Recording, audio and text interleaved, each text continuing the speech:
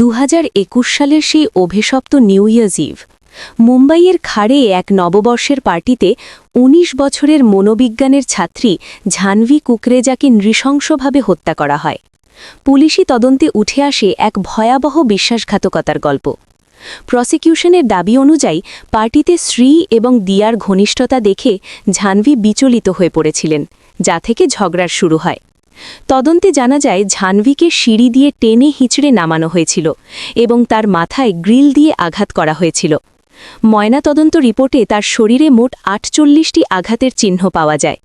২০২৪ সালে আদালত পরিবর্তনের নাটক থেকে শুরু করে বিশেষ আইনজীবীর পারিশ্রমিক বকেয়া থাকা পর্যন্ত এই বিচার প্রক্রিয়া অনেক বাধার সম্মুখীন হয়েছে। অবশেষে ২০২৬ সালের ৩১ জানুয়ারি মুম্বাইয়ের সেশন কোর্ট চূড়ান্ত রায় দিয়েছে। আদালত প্রধান অভিযুক্ত শ্রী যোগধঙ্করকে খুনের দায়ে দোষী সাব্যস্ত করে যাবজ্জীবন কারাদণ্ড প্রদান করেছে। শ্রীয়ের রক্তমাখা ছেঁড়া জামায় ঝানভির ডিএনএ পাওয়া যাওয়ায় তার অপরাধ সন্দেহাতীতভাবে প্রমাণিত হয়। তবে এই রায়ের একটি বড় চমক হল ঝানভির দীর্ঘদিনের বান্ধবী এবং সহ অভিযুক্ত দিয়া পাদরকরকে প্রমাণের অভাবে আদালত আজ খালাস করে দিয়েছে। যদিও দিয়ার ঠোঁটে ক্ষত ছিল এবং তিনি রক্তমাখা বিছানায় ঘুমিয়েছিলেন, কিন্তু তার বিরুদ্ধে সরাসরি খুনের অকাট্য প্রমাণ মেলেনি। ঝানভির মা নিধি কুকরেজা এই ৫ বছর প্রতিটি শুনানিতে উপস্থিত থেকে লড়াই করেছেন।